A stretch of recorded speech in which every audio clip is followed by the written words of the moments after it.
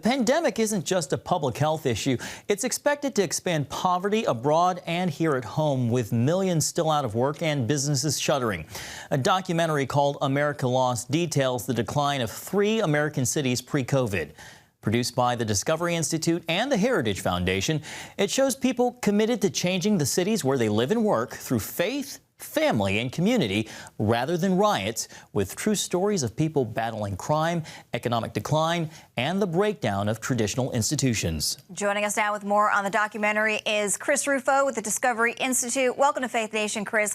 You spent time in Youngstown, Ohio, Memphis, Tennessee, and Stockton, California, where you describe as forgotten cities. What did you discover? Yeah, I discovered that the crisis, no matter who's in office, whether you have a Democrat or Republican in the Oval Office, many hundreds, if not thousands of cities and towns across the United States are struggling with intergenerational poverty, with the breakdown of families, with the tearing of the social fabric.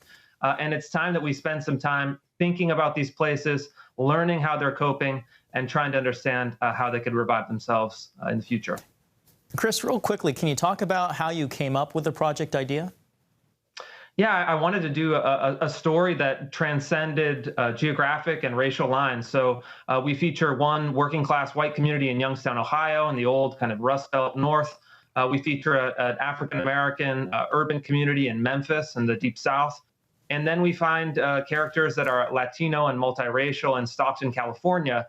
And it really just goes to show that the great shredding of the social fabric affects people of all backgrounds. It's something that we can come together on, both to diagnose the problem and come up with solutions that work for everyone.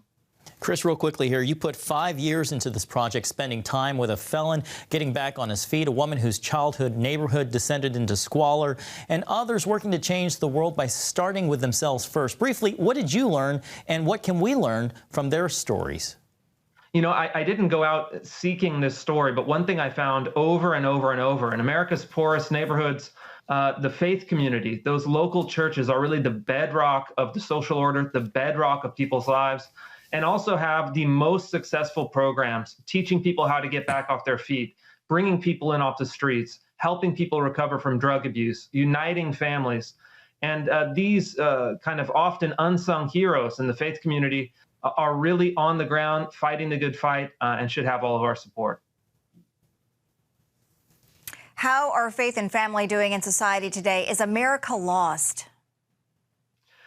Yeah, I mean, it is. But, you know, one thing about being lost, you can always find your way again. And I think what you've seen since the 1950s is that the family, especially in the poorest communities and neighborhoods, has really fallen apart. And I think that it's, according to all the thousands of people I met in these cities, is really the thing that people feel is most acutely lost, and we need to really restore. So I think, you know, I saw a lot of heartbreak in these places, but I also saw a lot of hope.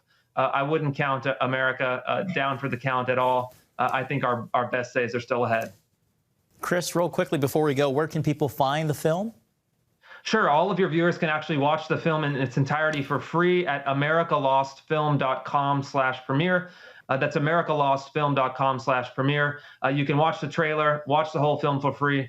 I think it's really it's something important and something that sheds a lot of light on a story that is often never told. All right, Chris Ruffo, thank you for being with us, and thank you for your time.